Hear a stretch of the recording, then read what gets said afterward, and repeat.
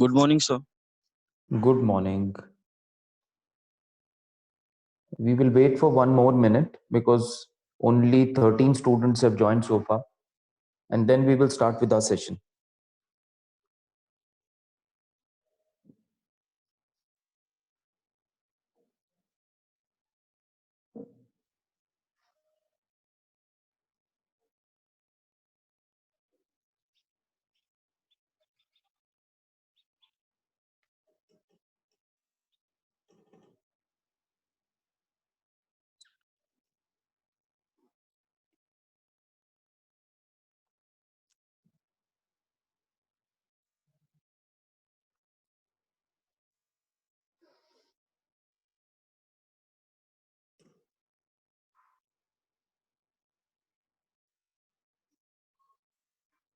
Okay, so without waiting for others to join, we will start.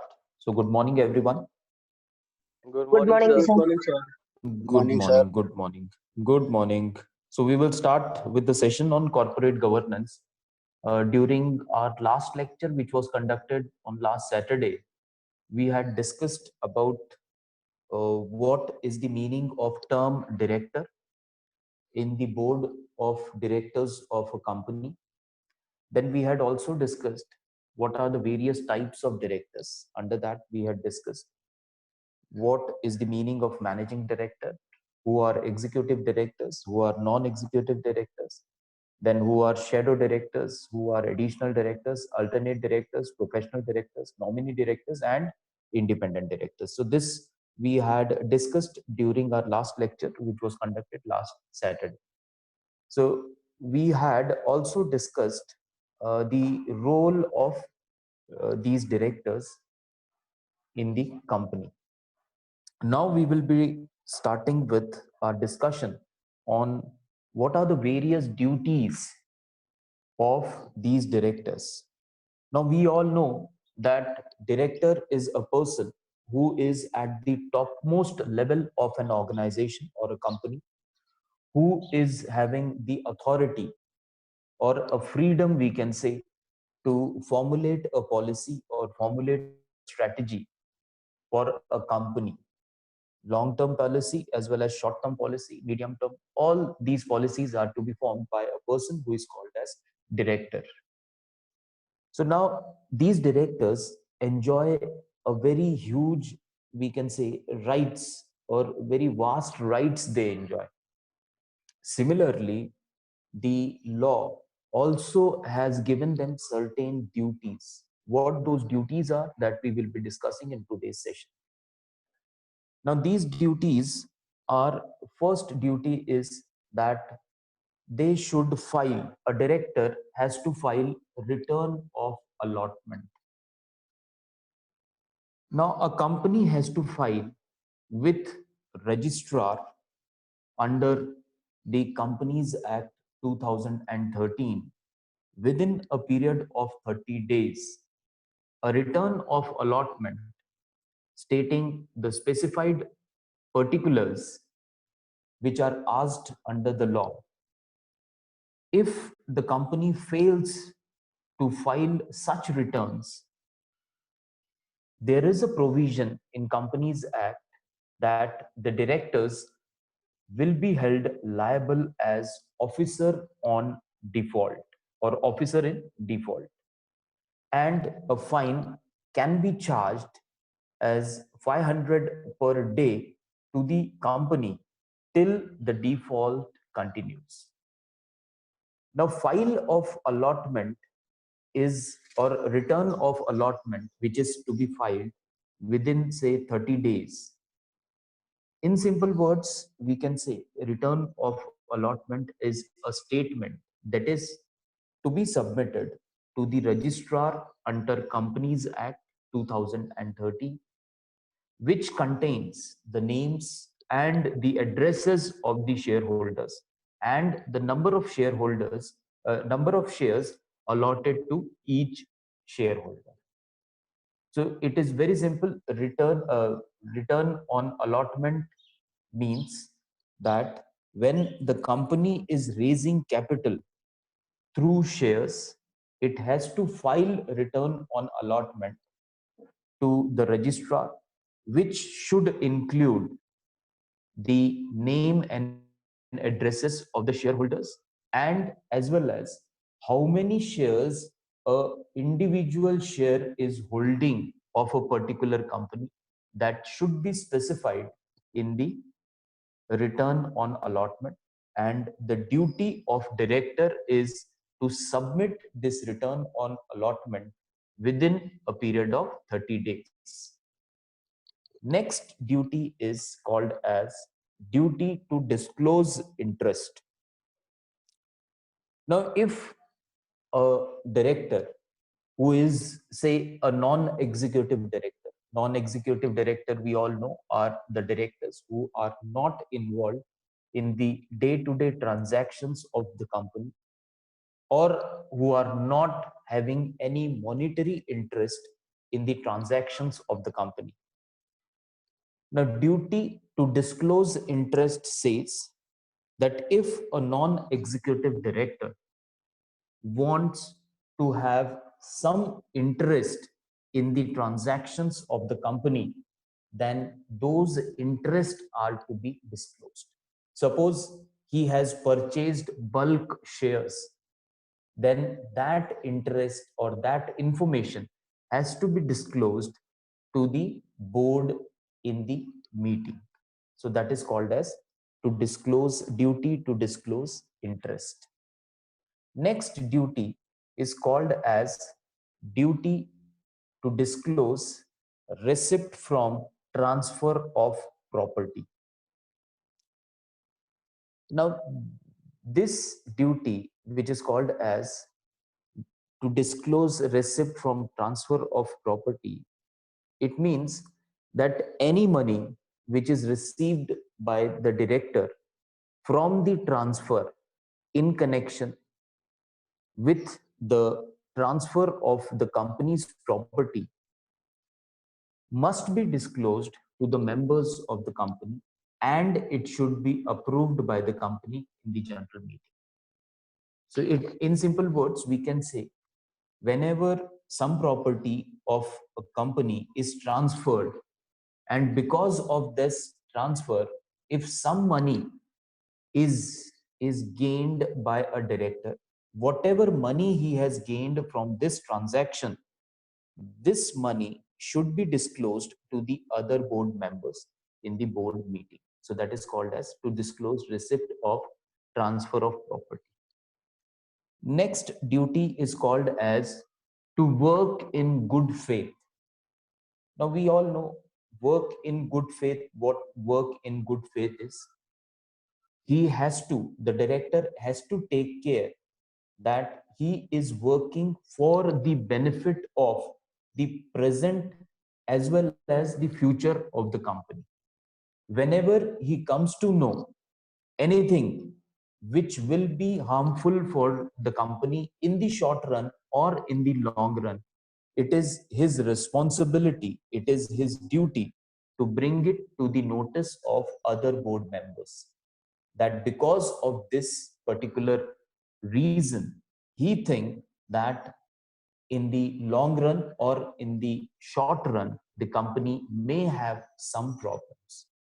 So that is called as in good faith. So he has to work as in the capacity of director in good faith for the benefit of the company. So his main focus should be that whatever he is doing or she is doing for the benefit of the company, and that is called as duty of good faith. Next duty is called as duty of care. Now, care, again, it is very simple that he should take enough care in handling the matters related to company.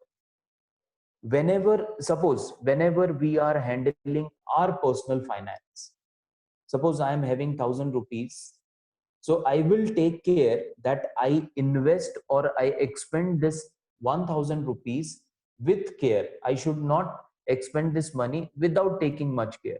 Whatever things are necessary, I will be expending the money on that things only. So that is with care. Now here, the director should not think that he is enjoying certain perks, he is enjoying certain package, and the money doesn't belongs to him because the money is of shareholders. So he is not bound to take care of the money of the shareholders in the same manner which he would be taking for his personal money. So that should not happen. So that is called as duty of care. Whatever care he is taking to invest his personal money, same amount of care he should be showing towards the money which is raised by the company through the shareholders. So that is called as duty of care. Next duty is called as duty to attend board meetings. Now, all the directors, it is essential for these directors to attend board meetings. But there is a provision in Companies Act which says that it is not compulsory for each and every director of the company to be present for each and every meeting of the company, because there can be some emergency, there can be a valid reason. Because of that valid reason or because of that emergency, a director may remain absent from a meeting. So there is a provision that although it is said that all the directors should be present for the board meeting, there are certain cases or there are certain reasons where excuse can be given to the directors who remain absent in board meetings if the reasons are valid, if the reasons are genuine. Now, here again, there is a provision that one time absent is allowed, two time absent is allowed. But if a person is remaining frequently absent from the board meeting, then it is not allowed, then it is not accepted also. Now, here the provision under law says if a director fails to attend 3 consecutive meetings or all meetings for a period of 3 months, whichever is longer, without permission, his office shall automatically fall vacant. So, what the law says is that although it assumes or it allows the director to remain absent from one meeting or from two meetings with a valid reason. But without a valid reason, without a prior approval of the chairman of the board of director or the board, if a director remains absent for 3 consecutive meetings means 3 regular meetings. First meeting was held in January, second meeting in February, third meeting in March. If these are called as consecutive meetings, continuous meetings. So if the director remains absent in 3 consecutive meetings, then a director shall automatically, his office becomes vacant or he is removed from the board of directors. So that is duty to attend all the board meetings. Next duty of director is called as duty not to delegate. Delegating means that you are giving your work to be performed to someone else. So that is called as delegation. You are delegating. You are giving your responsibility to someone else. So that is here the duty of director is that he is not supposed, or director is not supposed to delegate. Whatever his duties are, whatever his responsibilities are, he has to or she has to complete those responsibilities or those duties individually, personally. He cannot delegate, because in the Companies Act or in the law itself it is says that he is working as a agent towards the principal. Here we can say shareholders, and director we can say is a agent who is working for the shareholders. So as agent is not bound to delegate his responsibility to someone else because he is controlled by principal. Same thing happens here also, that a director who is controlled by shareholders is not supposed to delegate his responsibility to someone else. He cannot delegate his responsibility to his friend. Okay, this is my responsibility. You go and perform this responsibility on my behalf. That is not allowed. That is not accepted also. So, not to duty, not to delegate, another duty. Now, the next duty of the director is called as duty to convene statutory, annual general meeting, and extraordinary general meeting when required by the shareholders of the company. Now, here we have seen that 3 types of meetings are there. One is called as statutory meeting, other one is called as annual general meeting, and the last one is the third one is called as extraordinary general meeting. So it is his duty to convene Excuse me, these sir. meetings. Yes, Mel. Yes, sir. What is the last point, sir? Duty to convene meetings. Okay, sir. Not to worry, I'll be sharing. I had some problems, so I could not share. Very soon, maybe today or tomorrow, I'll be sharing. Right? Okay. Okay, sir. So duty to convene meeting. So we had discussed, we had seen that 3 types of meetings he has to convene. One is called as convene, means he has to call meeting, right? That is called as convene. So statutory meeting. Statutory meeting means compulsory meeting under law. Statutory. Now, in Article of Association, in Companies Act 1956 and in Companies Act 2013, in both these acts there is a provision of 2 we can say terms. One is called as memorandum of association and the other one is called as article of association, that we had already discussed when in our first semester under legal aspects of business. If you could recall, article of association is such a document of the company which states the duties, responsibilities, and authorities of the directors of the company as well as the employees of the company. So this type of document, it is compulsory for each and every organization that they have to prepare this document and they have to sanction this document from their board of directors. Now, this particular document lists the authority, the responsibility, and the duties of all the employees, including the director to the lowest level employee. Now here it also has to mention that if there is a board of director of a company, how many times in a year they will be meeting. They will be meeting twice a year, or they will be meeting thrice a year, or they will be meeting 4 times a year. If it says that they will be meeting 4 times a year, it becomes statutory for the board to, or the directors to, convene meetings 4 times a year. So first meeting can be held in January, then April, then August, and then November or December, whatever the article says. So article means rules and regulations documented by a company related to the role, related to the responsibilities, related to the authorities enjoyed by various employees of the organization as well as the directors of the board of directors. So that is called as statutory meeting, compulsory, because the article of association of a particular company says that 4 meetings has to be convened or has to be held in a year. So it is compulsory for the directors to convene, to call 4 meetings of board of directors in a year. So that is called as statutory meeting.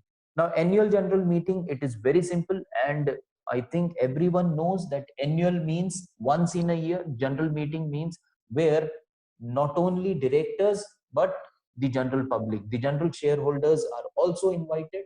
They can be part of this particular meeting, and this meeting is called as annual general meeting. As the name itself says, it is held only once a year, so it is annual. Now the last meeting is called as extraordinary general meeting. Now whenever we say general, it is assumed that we are allowing the shareholders to be part of this meeting. The word extraordinary says whenever there are some emergency decisions to be taken, or there are certain things which requires the attention of every shareholder. Under those circumstances, a extraordinary general board meeting can be convened by the director. So his duty is to convene 3 types of meetings. One is statutory, annual general, and the last one is extraordinary general meeting. Now the next one, next duty is called as duty to prepare and place at the AGM. AGM is annual general meeting, along with the balance sheet, profit and loss account. He has to place a report on company affairs also. So one of the duty of director is to prepare and place balance sheet, which should include profit and loss account, as well as he has Hello, to excuse me, place sir. a report on Hello. company affairs also. Yes, Sagar. Sir, can you speak a bit louder? Hello. Okay. Yes. Yes, yes, yes, of course. Yes. Okay. So duty to prepare and place at the AGM, along with balance sheet, profit and loss account, he has also to place a report which includes company's affair. Now, company affairs means a brief report he has to place, not a detailed report, a brief report that what is the business of that particular company, then what are the products of that particular company, where they are, who are the major clients of that particular company, then what was the sale of last year, what is the projected sale of next year. Such things can be included in the report of company affairs. Then how their relations were with the shareholders, with the government authorities, and with their employees. So everything in brief can be included in a report which is called as company affairs, which should be shared with the board at the annual general board meeting, along with the balance sheet, which includes profit and loss account. And the last duty of a director is related to declaration of insolvency in case of winding up. Now, if a company is in loss for say more than 3 years and the company is under an opinion that now it cannot be revived, so that company has to be declared an insolvent company. That declaration has to be taken by or made by the director in the board meeting. So these were the certain duties of the directors which they have to perform in the board meetings. If you have any query related to the duties, you can ask me query. Otherwise, we will move to our next topic, that is constitution of a committee. How the board of director is board is constituted. Board is also called as committee general. Yes, if you have any query related to duties of directors, you can come up with your questions. Yes, please. Very good. So no query. Sir, I Everything is have a problem, sir. yes, yes, Mel. So I do not understand duty of not of delegating. Delegation. Delegation means what? What is delegation? Delegation is very simple. It is allowing someone else to do our job. That is called as delegation, right? Now, here, director is also regarded as a agent who is working on behalf of the principal. So here, whatever responsibilities, whatever duties have been given to the agent or to the director here by the principal, that is the shareholders. Shareholders are called as the owners of the company. Now they have constituted a board, they have constituted chairman, and they have appointed these directors to carry out the company affairs according to the policies which shareholders have agreed when it is formed by the board.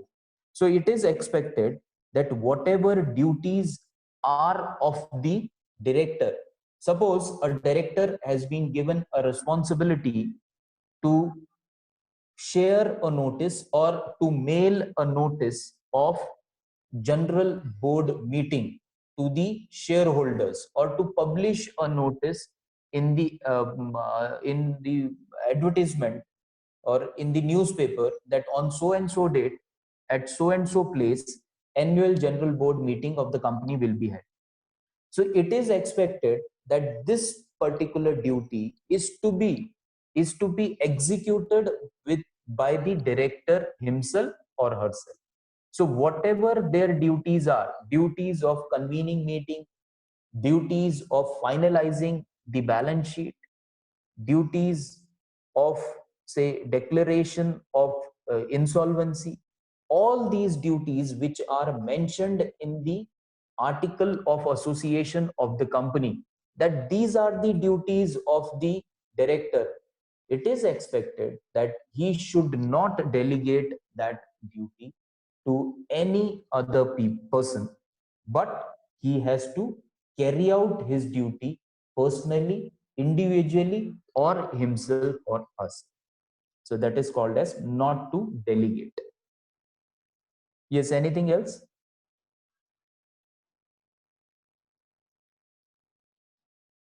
Yes. So we can move forward to another topic, which is called as constitution of board, or how to constitute a committee which is called as board of directors.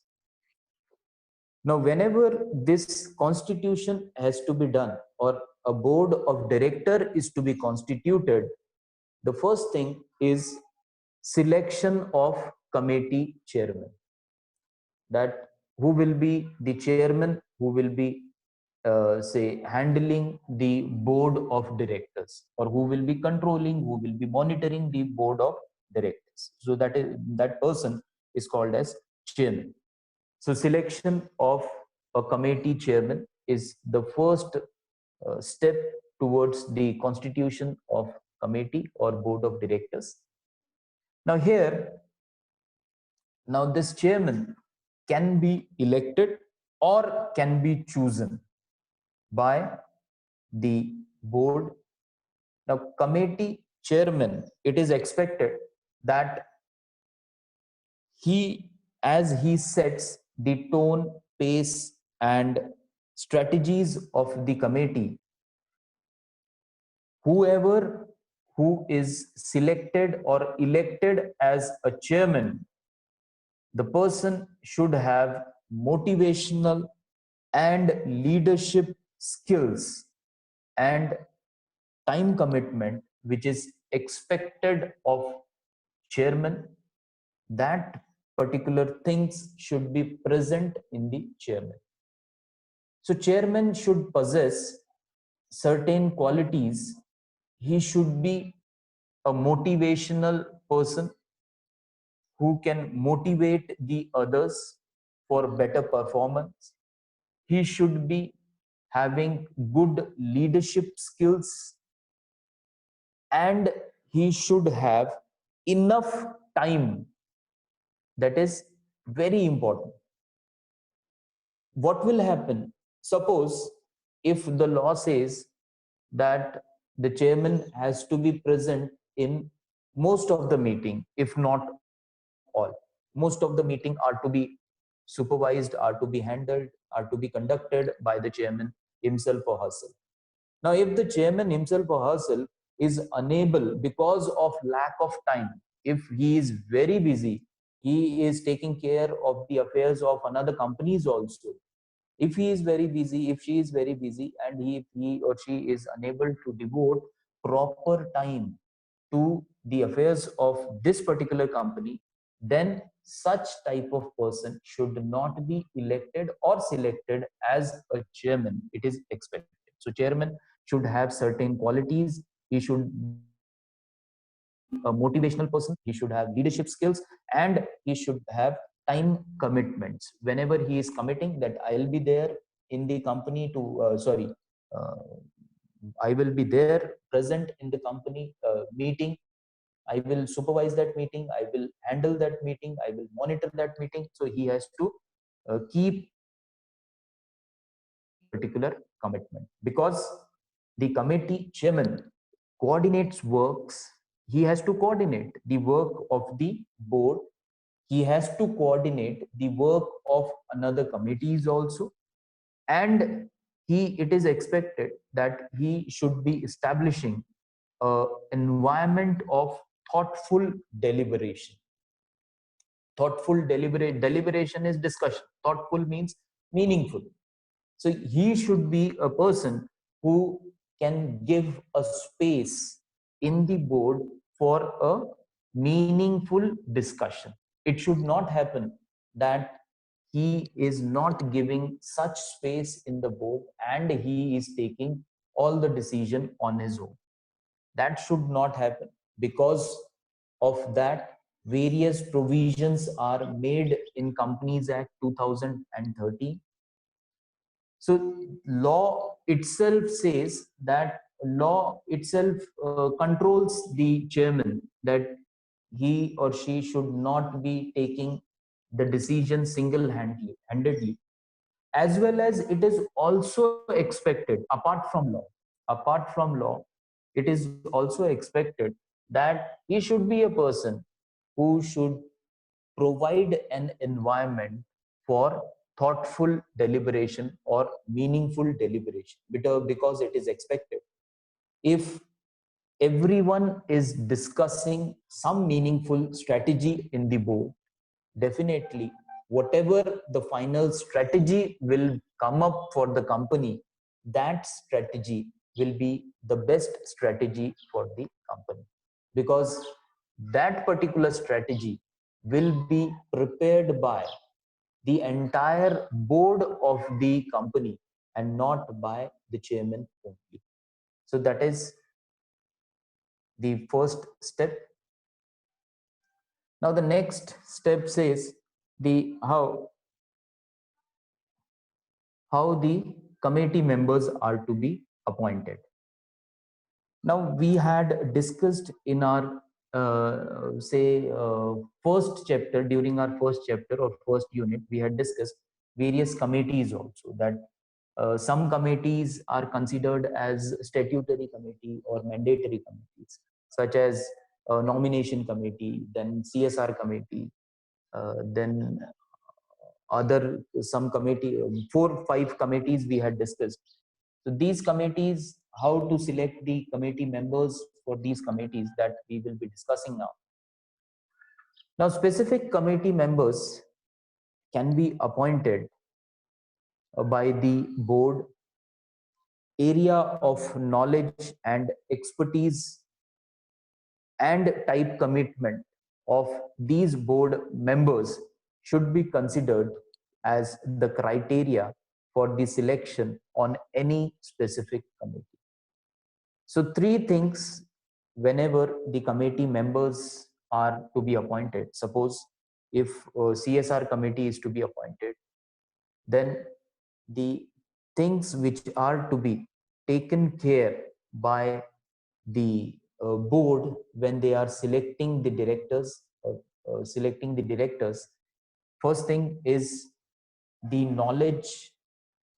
Second thing is what expertise that particular person is having in a particular domain in which the company is doing business. And the last and most important is time commitment of that particular person. Here also time commitment is very important. If he is included in the board as an expert director, because he is expert in a particular field in which the company is doing business transaction, now that particular person has to give enough time to the board meetings. It should not happen that that particular person, as he is on many companies board, so he is unable to devote enough time to the meetings of this particular company. So that particular person, although he may have good knowledge, although he may be the best expert in that particular area, that particular person should not be selected. It is expected that particular, it is not compulsory, but it is expected that he should not be selected as the director. Why? Because the person will not be able to devote enough time. If he is unable to devote enough time to the board meetings, then his expertise will not be utilized 100% by the company. And if the company is unable to utilize his expertise 100%, it is expected that company should not include this person on the board of a particular committee. So that is called as selection of committee members. How the committee members are to be selected: knowledge wise they have to be selected, expertise in a particular domain is the second criteria of selecting these directors, and the third criteria and the most important criteria is called as time commitment. Whether the person, if selected or if elected as independent director in a particular company, whether that particular director will be sharing enough time, will be giving enough time, will be devoting enough time to the board meetings of the particular company. So that is called as selection of committee members. Now the next is called as committee functioning, how this board functions. So it is expected that the organization should prepare an annual committee calendar. It should prepare an annual committee calendar, and it should share with all the directors or all the board members.